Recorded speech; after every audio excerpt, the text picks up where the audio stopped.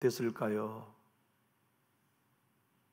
신약 성경 예수님 당시의 시대에 우리도 종교인의 한 사람으로 속에 있었다면 우리는 이 성경에 있는 사람들처럼 예수님을 대적하지 않고 믿음으로 받아들일 수 있었을까요?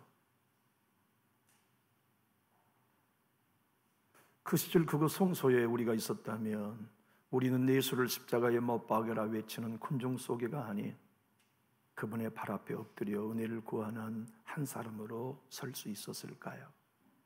아마 쉽지 않았을걸요.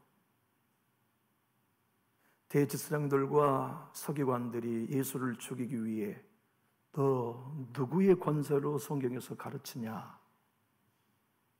그렇게 예수님께 따져 마태복음 21장 공격했죠. 지난주 오후에 보았던 것처럼 바리새인들과 헤롯 당원들은 납세의 난감한 질문을 가지고 예수님을 죽이려 올무를 놓았어요. 오늘은 사두개인들이에요.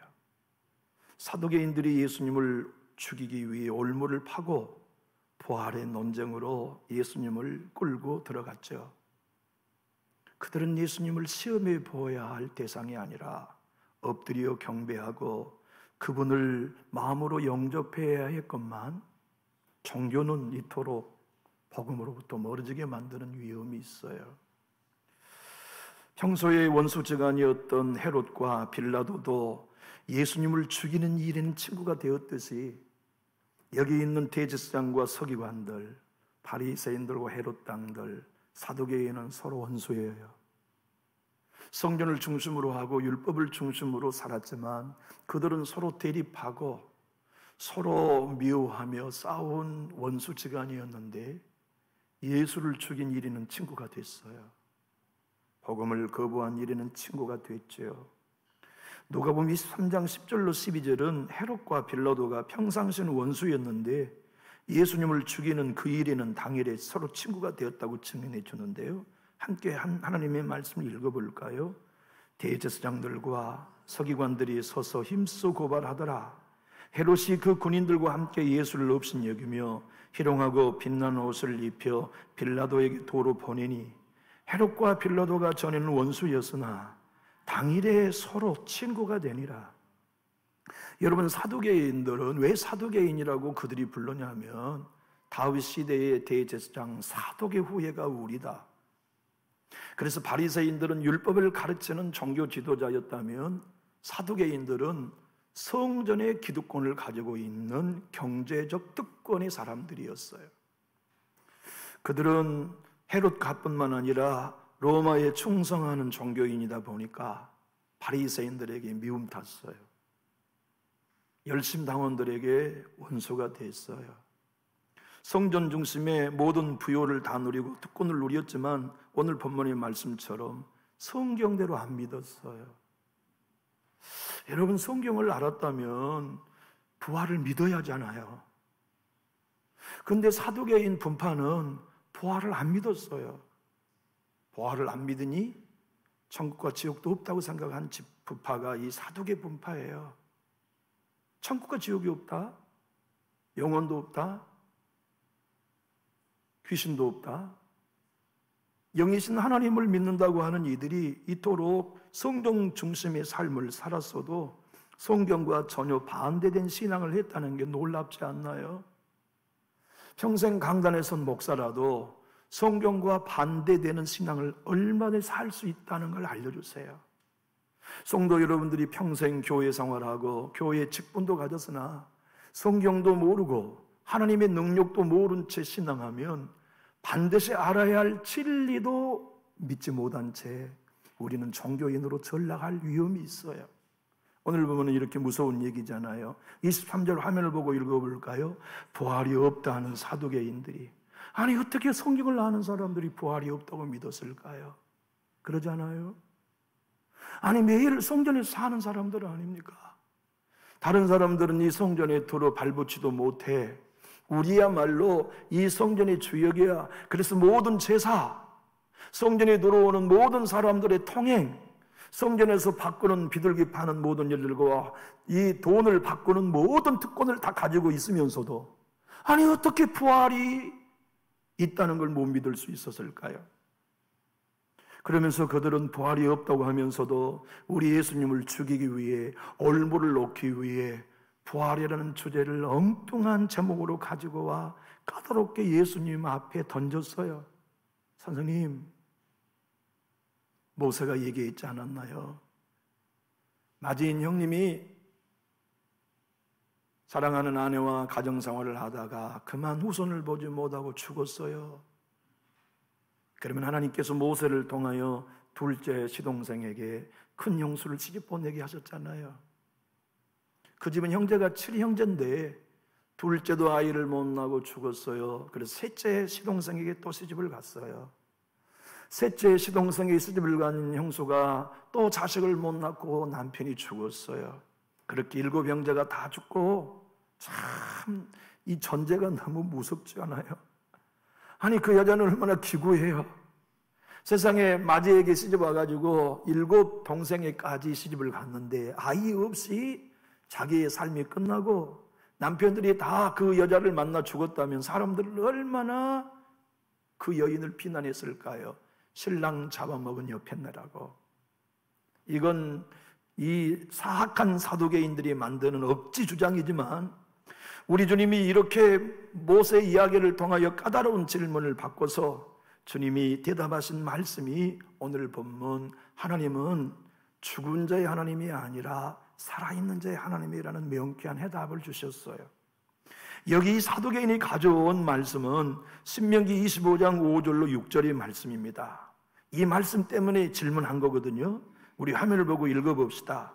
형제들이 함께 사는데 그중 하나가 죽고 아들이 없거든.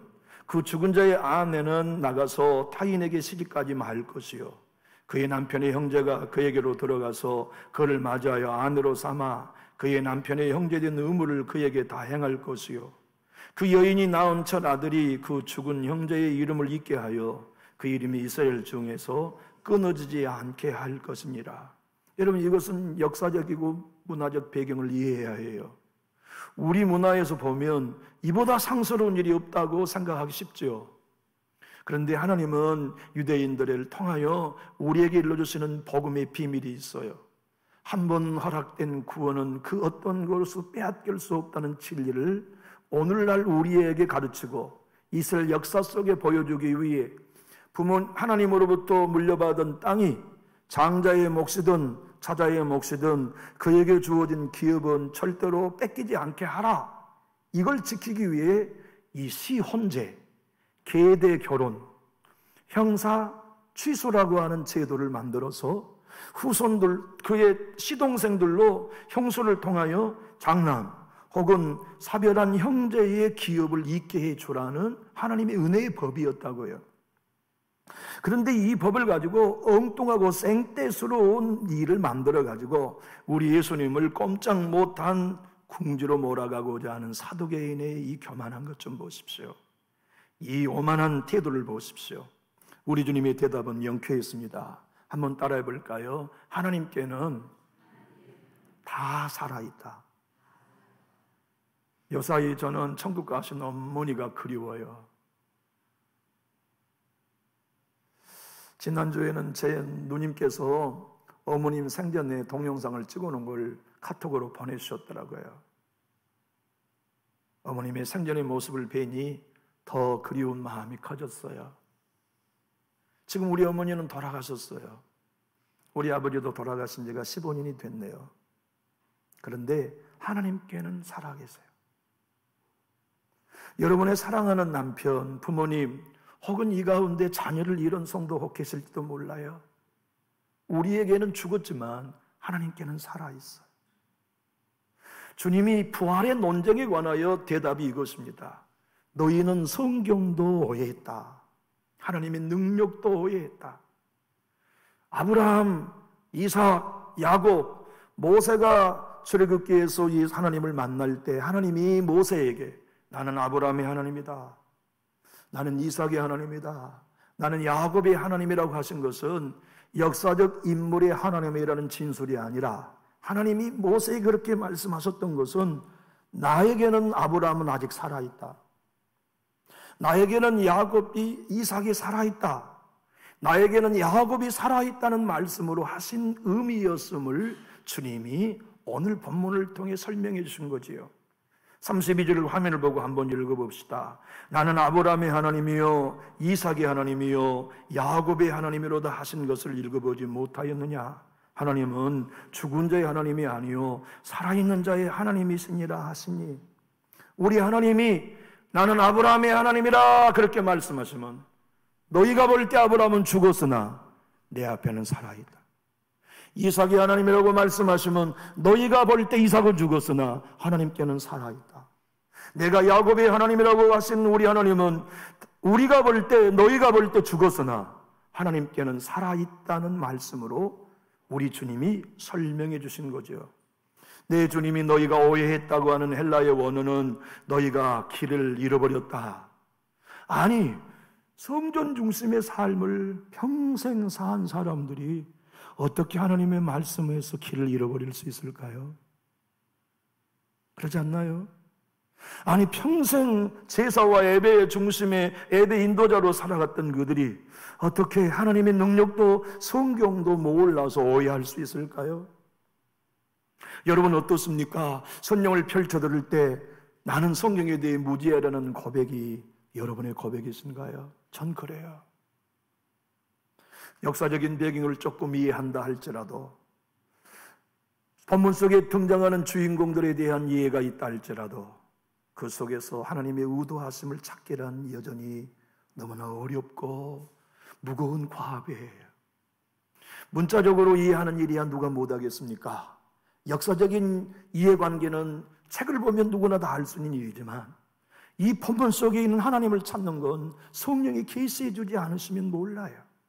오늘 하나님이 이 본문을 통하여 나에게 말씀하시는 하나님의 능력은 성령님이 열어 보여주지 않으시면 결코 알 수 없어요. 하여 우리도 성경 앞에 설 때마다 성령의 저자이신 성령님, 나에게도 감동하시고 계시해 주셔서 오늘 이 본문을 통해 하나님의 음성을 들을 수 있는 눈을 띄워주십시오.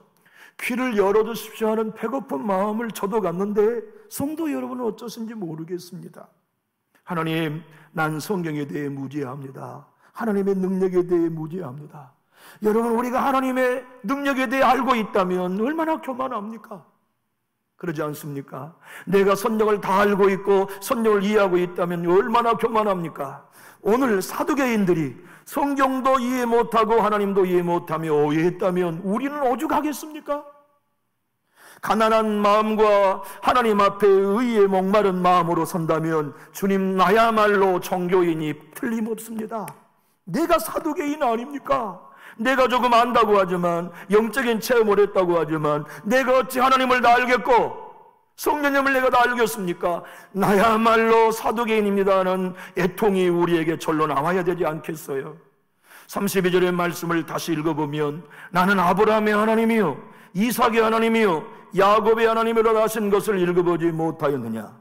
하나님은 죽은 자의 하나님이 아니요 살아있는 자의 하나님이시니라 하시니, 이 말씀은 출애굽기 3장 6절을 내 주님이 인용하신 거죠. 또 이르시되 나는 내 조상의 하나님이니 아브라함의 하나님, 이삭의 하나님, 야곱의 하나님이니라. 모세가 하나님 배우기를 두려워하여 얼굴을 가리매.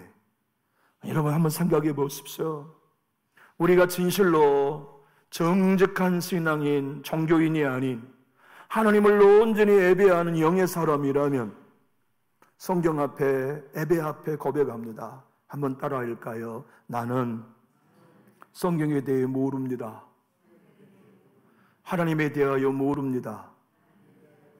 그 고백이 진짜 성경을 아는 거예요. 그 고백이 진짜 하나님을 아는 거예요. 하나님의 능력은 죽은 사람도 하나님 앞에는 살아있는 거예요.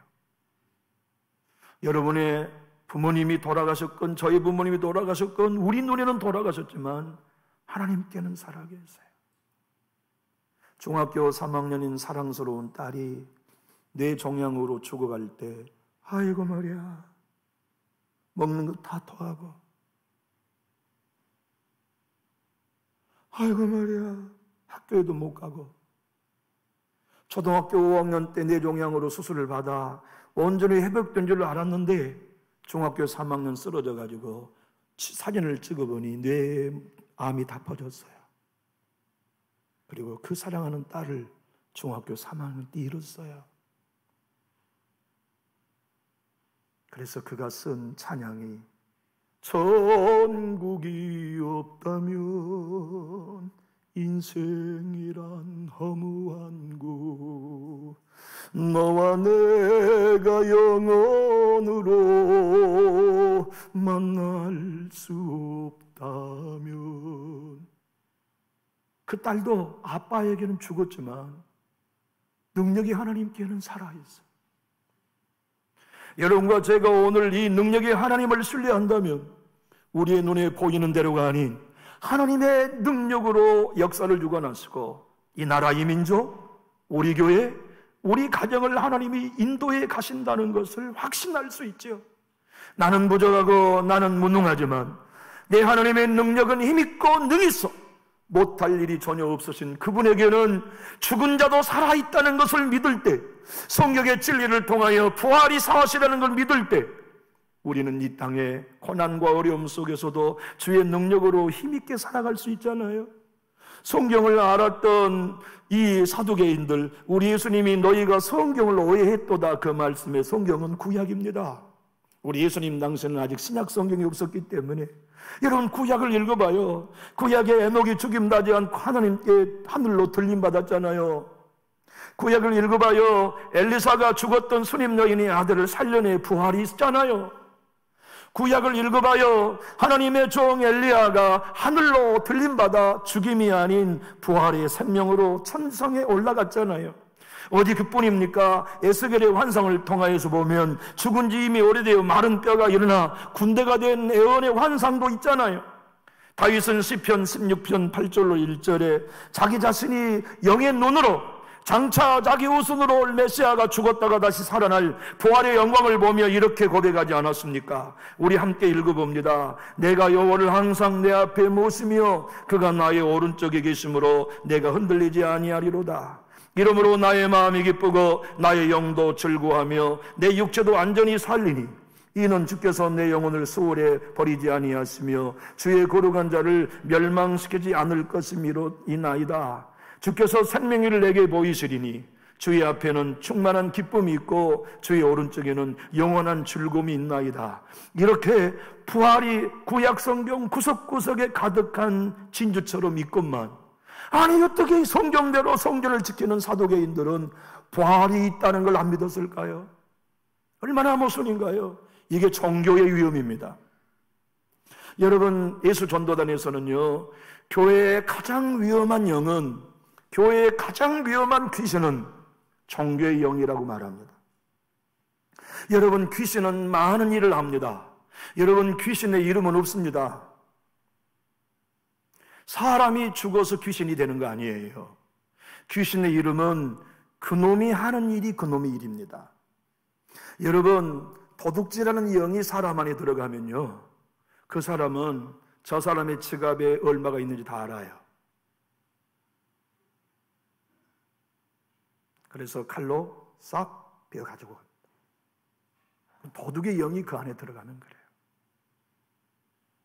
음란의 영이 들어가면 멀쩡한 사람이 음란해지죠. 거짓말하는 영이 들어가면 상황과 상관없이 거짓말을 만들어내는 데 익숙해져요. 인생의 영이 들어가면 평상시에 넉넉했던 자도 인색해져요. 분열의 영이 들어가면 그 사람의 말이 교회에 분열을 가져와요. 귀신은 그 놈이 하는 일이 그 놈의 일이에요. 그리고 귀신은 다 더러워요. 그래서 우리 주님은 귀신을 내어 쫓을 때 언제나 동일하게 선언하셨죠. 이 더러운 귀신아. 벙어리인 사람의 안에 들어있는 귀신은 이 말 못하고 벙어리 되게 하는 귀신아. 그런데 여러분, 교회가 가장 경계해야 할 귀신은 종교의 영입니다. 내가 그리스도인으로 살아요. 교회 예배에 빠지지 않아요. 그런데 그 종교 영에 빠지면 하나님의 의가 아닌 내 의를 신뢰하고 자랑해요. 오늘 본문처럼 사두개인과 같이 교회 안에 있어요. 언제나 예배에 인도해요. 언제나 헌신해요. 모든 제사를 집례해요. 그런데 문제는 성경을 모르는 것. 하나님의 능력에 대해 몰라요. 오해해요. 똑같은 병행꼬질인 누가복음 20장 38절은 이렇게 얘기하고 있어요. 우리 주님의 말씀을 누가 사도의 증언입니다. 화면을 보고 한번 읽어볼까요? 하나님은 죽은 자의 하나님이 아니요 살아있는 자의 하나님이시라. 하나님에게는 모든 사람이 살았느니라 하시니, 우리 주님이 지금 이 하신 말씀, 나는 아브라함의 하나님이요, 그 말씀은 아브라함이 내 앞에 살아있고 모든 사람이 내 앞에 살아있다. 이게 내 능력이다. 이것이 우리 예수님의 설명이에요. 이 하나님의 놀라운 능력이 저와 여러분의 신앙 삶 가운데 역사하면 우리의 한계를 뛰어넘어 하나님의 능력으로 일하실 것을 신뢰하며 그분의 놀라운 역사가 우리 가운데 일어날 것을 확신하며 살아갈 수 있지 않겠어요? 여러분, 교회 생활이 우리의 신앙생활이 되지 말고 교회 밖에 나가는 우리의 삶이 문제를 만났을 때, 어려움을 만났을 때, 갈등을 만났을 때 성경대로 반응하는가? 진리 안에 반응하는가? 복음 안에 반응하는가? 진짜인 그리스도인이 되어서 우리의 신앙의 종교적 활동의 배경이 아닌 하나님의 능력이 우리의 신앙이 되고 모든 영성의 바탕이 되는 우리 교회와 저와 여러분이 다 될 수 있기를 예수님 이름으로 축복합니다. 천교의 영을 거부하고 걸어가신 성령의 영 앞에 엎드려서 주님 도와주십시오. 주님의 은혜가 필요합니다. 나는 성경을 모릅니다. 아니, 목사가 매일 성경을 가지고 매일 성경을 연구하는 목사가 나는 성경을 모른다고 고백하는 게 진실이라면, 성도 여러분들은 성경을 모른다고 고백하는 건 마땅할 일이에요. 이 성경 압니까? 나 몰라요. 이 진리 압니까? 나 부족해요. 목사님 알려주시고 깨닫게 해주세요. 나는 하나님의 은혜가 필요합니다. 나는 하나님 모릅니다. 나는 하나님을 믿고 있지만 나 하나님 모릅니다. 나 하나님 배워야 합니다. 하나님과 그의 아들을 아는 지식에서 나는 자라나야 합니다. 그것을 위해 목말라야 해요. 여러분들은 목사인 저에게 목사님, 나로 하나님을 아는 지식에 자라나게 도와주십시오라고 제게 매달려야 합니다. 우리 하나님을 알아가는 교실에 모입시다. 제가 부탁하지 않아도 여러분이 목사님, 우리 몇 사람을 모았습니다. 우리로 하나님을 알아가는 지식에 자라나게 해주십시오 하는 목마름이 여러분의 것이 되어야 해요. 나 하나님 모릅니다. 진짜 하나님 모릅니다. 나 하나님도 하나님을 아는 지식에서 자라나야 합니다. 종교개혁을 일으켰던 마르틴 루터는 오늘 본문을 이렇게 설명했습니다. 하나님은 죽은 자의 하나님이 아니요 살아있는 자의 하나님이시니라고 말씀하신 이 구절은 예수님께서 부활에 관하여 가르치신 말씀입니다. 주님의 말씀은 무엇입니까? 따라해 주실까요? 부활은 있다. 여러분, 이건 믿으시나요? 부활은 우리의 것입니다. 아니, 우리는 죽어도 살고 살아서 예수를 믿으면 안 죽어요. 지난 몇 주 전에 말씀드렸잖아요. 한동대 초대 총장을 역임했던 김영길 장로님께서 암에 걸려 죽게 생겼을 때 아내인 권사님과 자식들이 연명치료에 들어가려고 했어요. 그러니까 김 장로님이 김 권사님과 자녀들에게 부탁했습니다. 내 생명을 연명하지 말아라. 내 평생에 기다리는 건 천국이다. 내가 가고자 하는 그 길을 막지 말아다오.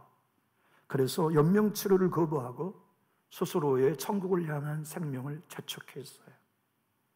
제가 정말 사랑하고 모든 걸 배우고 가르쳐주고 계시는 마틴 노이존스 목사님도 목회의 말년에 암이 걸려서 더 이상 목회를 할 수 없게 되었어요. 세계적인 목사님이니 그분의 암을 치료해서 생명을 연장하고 싶어하는 꿈이 누구인들이 있었지 않았겠어요? 마틴 노이존스 목사님은 이렇게 얘기했습니다. 평생 내가 기다리는 천국에 가는 길을 가로막지 마라. 나는 그 나라에 가고 싶다. 왜 하나님의 사람들이 이 땅의 삶의 연명을 꿈꾸지 아니하고 내게 죽음이 온다면 오늘이라도 죽어 저 좋은 천국에 올라갈 확신이 있습니까? 부활을 믿기 때문이죠. 여러분과 저에게 주님은 구구절절히 우리에게 약속하시는 말씀이 이것입니다. 세상 마지막에는 다 부활한다. 나를 믿는 사람도 다 부활하고 믿지 않는 사람도 부활하는데 그때 믿지 않는 사람의 부활은 세상의 자녀들로 부활할 것이고, 나를 믿는 자들은 부활의 자녀로, 하나님의 자녀로 부활할 것이다. 오늘 이 본문의 말씀을 똑같이 말씀하셨어요. 자, 우리 누가복음을 본문을 보고 읽어보겠습니다. 예수께서 이르시되 이 세상의 자녀들은 장가도 가고 시집도 가되 저 세상과 및 죽은 자 가운데 부활함을 얻게 합당히 여김을 받는 자들은 장가 가고 시집 가는 일이 없으며 그들은 다시 죽을 수도 없나니 이는 천사와 동등이요 부활의 자녀로서 하나님의 자녀임이라. 한번 따라 하시죠. 나는 부활의 자녀요 하나님의 자녀입니다. 주님은 계속 똑같은 말씀을 오늘 마태복음 22장의 얘기와 똑같은 말씀을 하셨어요.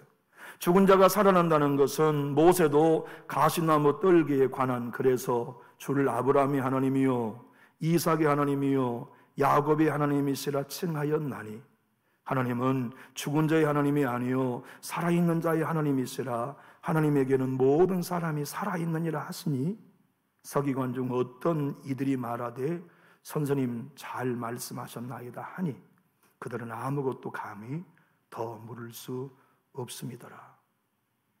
똑같은 사건을 마가복음은 이렇게 기록하고 있어요. 함께 읽어볼까요? 예수께서 이르시되 너희가 성경도 하나님의 능력도 알지 못함으로 오해함이 아니냐.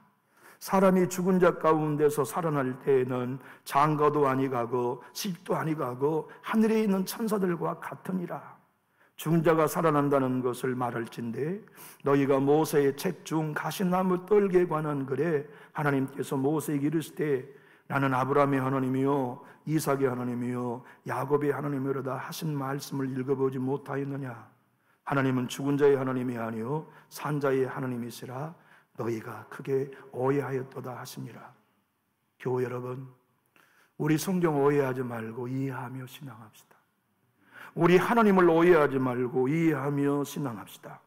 그것이 곧 종교적 신앙의 모습을 벗어서 진짜 기독교인으로의 삶을 사는 거예요. 우리 교회가 종교인으로 사는 신자 없이 진짜 예수님을 온전히 믿고 예배하는 참된 그리스도인으로 다 설 수 있기를 바라요. 정말 우리가 참된 그리스도인으로 서서 주님과 함께 교제하며 살아가면 배고파요. 심령이 가난해요. 하나님 앞에 나올 때마다 허기 줘요. 은혜 주세요.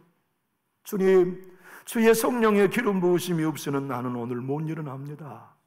하나님의 은혜가 내게 필요합니다. 내 자녀들에게 하나님의 은혜가 필요합니다. 우리 교회 하나님의 은혜가 필요합니다. 그 배고픈 그 목마름이 진정 주님께 예배하러 나올 때마다 간절해요. 그 간절한 마음으로 예배는 마음속에 교만이 있을 수 있을까요? 팔짱을 끼고 예배할 수 있을까요? 하품함의 말씀을 들을 수 있을까요? 주님 앞에 심령이 저절절절절 끓는 간절한 마음으로 살아계신 하나님, 아브라함도 하나님께 살아있고 이삭도 하나님께 살아있듯이 하나님의 모든 능력을 내가 신뢰하며 바라봅니다. 주여, 내 가정을 살려주십시오. 내 자녀들을 일으켜주십시오. 우리 교회를 하나님의 세계로 건져주십시오 하는 간절한 믿음으로 예배할 수 있지 않겠습니까? 우리 남전지 교회가 하나님의 능력을 오해하지 말고 이해하기 원하시면 우리 큰 소리로 아멘 하실까요? 그러기 위해서 말씀 앞에 서는 우리가 되어야 합니다. 이 사순절 동안에 정말 여러분과 제가 고백합시다. 하나님, 나는 성경에 무지합니다. 진짜로. 그리고 나는 하나님의 능력에 대해 무지합니다. 그러니 알려주시고 깨닫게 해주시어서 나로 성경을 아는 자가 되게 해주십시오. 하나님의 능력을 알고 믿는 자의 신앙을 살게 해주십시오. 그 배고픔이 어떤 성도님의 마음에 불을 붙일까요? 저는 우리 교회 모든 성도가 정말 하나님 앞에 배고픈 신자가 되기 원합니다. 하나님, 내 짧은 인생을 사는 날 동안에 하나님을 더 알아가기 원합니다.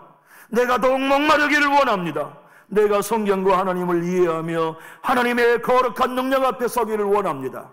이런 영적인 눈이 떠져서 우리 교회가 갈수록 종교인으로 서는 교회가 아니라 갈수록 참다운 예배자로만 무장하는 진짜 교회가 되기 원하시면 우리 큰 소리로 아멘 하실까요? 기도하겠습니다.